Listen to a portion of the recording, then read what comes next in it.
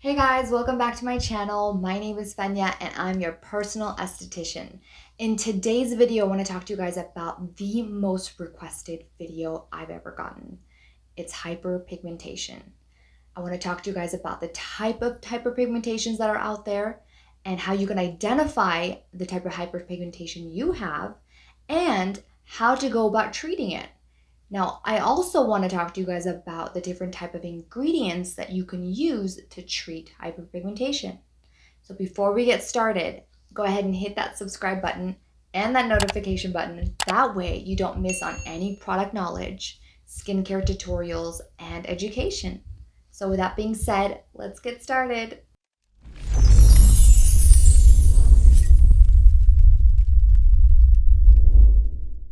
Okay guys, so let's get started. I first want to name the top 5 different hyperpigmentations.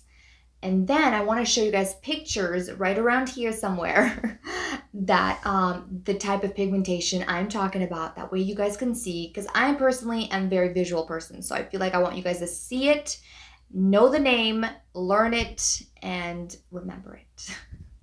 Okay, so the first hyperpigmentation I want to talk to you guys about is called the PIE, Post-Inflammatory Erythema. Now, this is the type of pigmentation you'll get is when you have, let's say, a breakout, and that turns into a red mark. Now, that is called the PIE.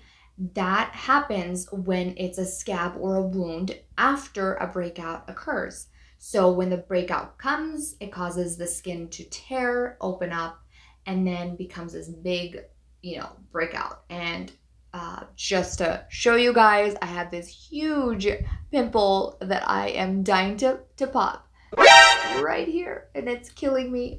Eventually, this will become a PIE because it tears the skin apart. It's almost like a scab. It tears the skin apart, it becomes this big, huge pimple, and then eventually dies down and goes away. But because it tore the skin apart, it's caused the scab. Now, a lot of people, for some reason, I know you guys probably don't know any better or you're not sure what to do, but when that happens, you don't want to take a salicylic acid or a brightening bleach, any type of acid that's supposed to help treat that area. You don't want to do that because at this point, it's just an open lesion. It's an open wound.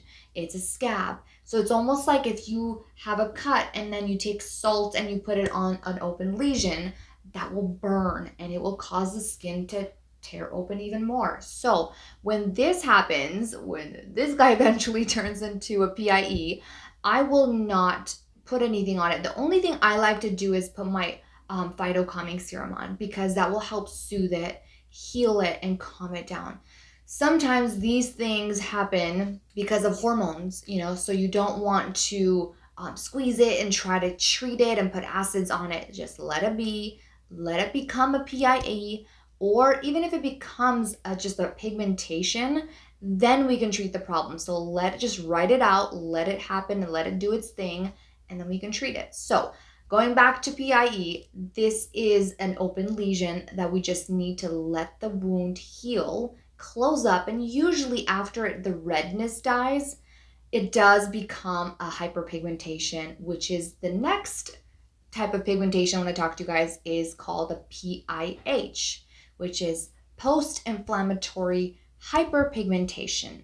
So when that occurs, when it becomes a PIH, that's when you want to actually start using brightening ingredients to help brighten the skin, lighten that pigmentation, and get rid of it.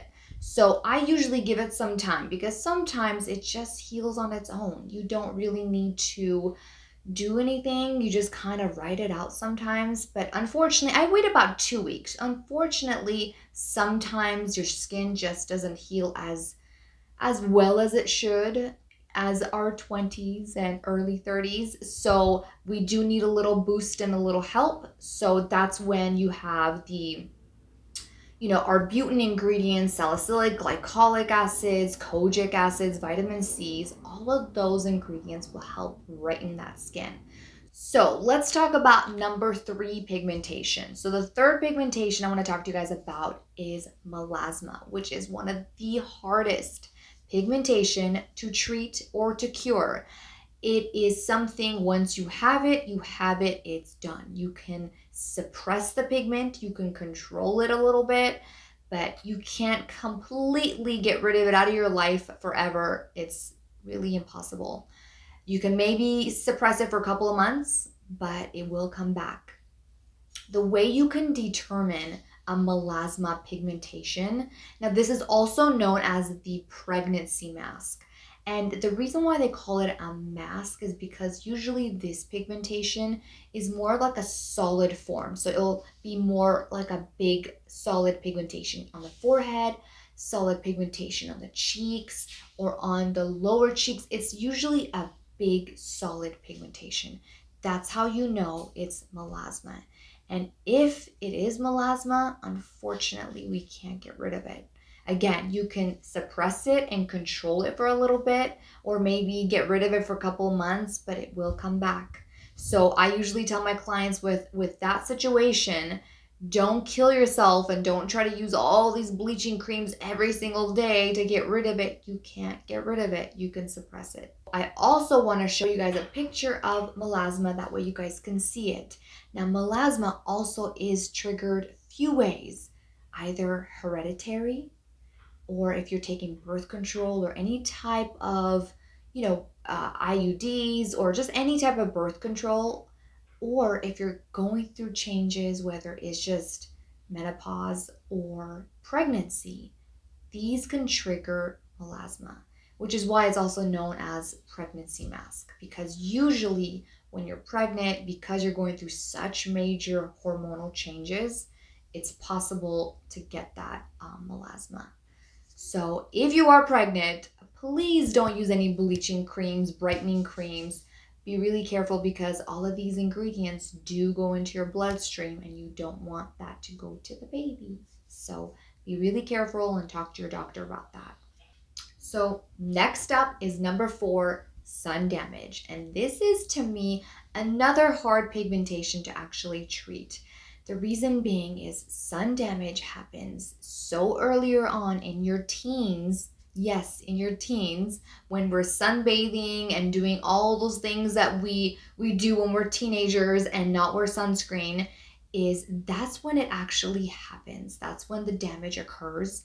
And then when you become, 20s, late 20s, early 30s, something triggers it and boom, it pops up. Now, sometimes some people say, well, I went to Mexico or went on a trip and in 24 hours, I just came home and I had this pigmentation.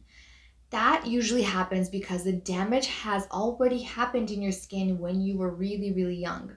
That trauma happened when you're on your trip with that intense heat, caused the pigmentation to trigger and pop up.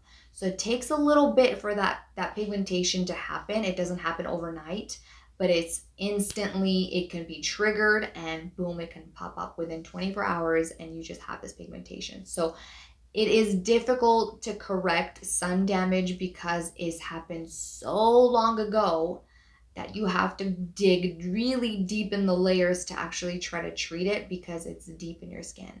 Now, fact, 80% of harmful UV rays can penetrate into your skin even on the cloudiest days.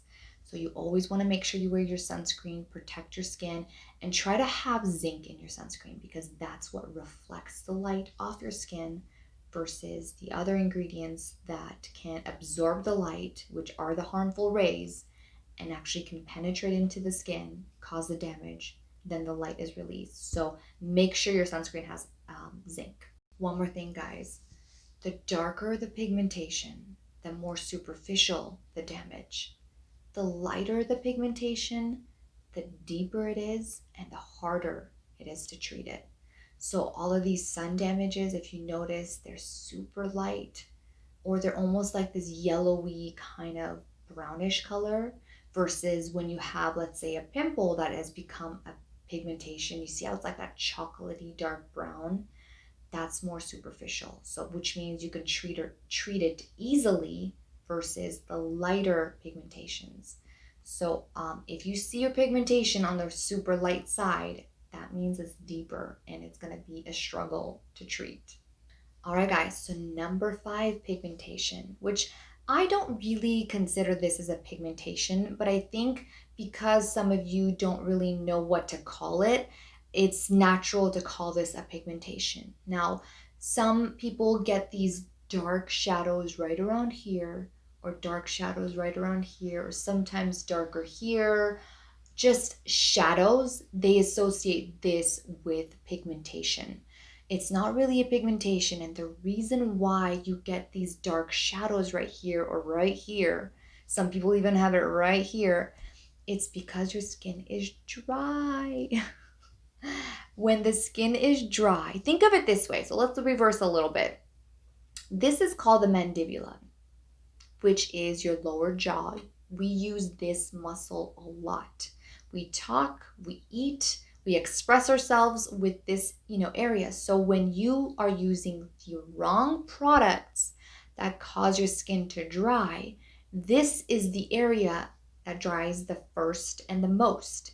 So when you talk, when you smile, when you eat, this starts drying out because, again, when your skin is completely dry, this is the area that dries out the fastest and the quickest, and this area starts cracking really quickly. So usually when that happens, when you start getting this area dried out or flaky or a shadow, you don't want to use any type of brightening, bleaching, vitamin C's, any acidic type of ingredients or products, because it's already dry. And the more acids you put on it, you're actually drying it out and causing it to become more of a pigment. So you may get rid of the texture and cause it to become more smoother, but that pigmentation or that shadow will come back in 2 days. And you'll say, oh my gosh, it's gotten worse, so I'm gonna pile on the acids again. You actually, in this situation, when you start seeing shadows here, or when you start seeing like this discoloration here, you want to hydrate more because your skin is cracking and is drying. It's almost like it's like rubbing against each other and causing this friction and a shadow to the skin. Because again, you're using your muscles here, you're talking, you're eating, you're using those muscles and it's cracking because it's so dry and it's becoming a shadow. So don't try to bleach or brighten or use acids in this area. Try to use more hydration to replenish the skin so your skin could heal on its own and get rid of that cracky, flaky look.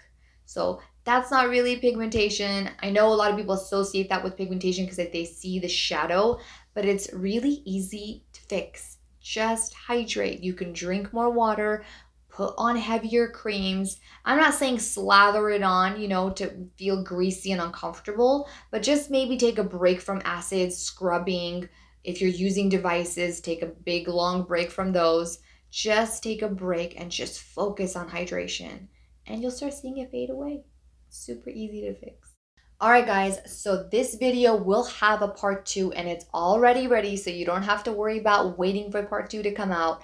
We just want to break down the video because I don't want you to get too overwhelmed with so much information and get lost, because it does kind of get complicated with pigmentation. So in the second video, I'm going to talk to you guys about ingredients and what type of pigmentation you have, what type of ingredient you should use. So that way it's like ready for you and you don't have to worry too much about, well, what do I do and what ingredients work best for my pigmentation. So with that being said, I will catch you in the next video coming up, and thanks for watching part 1.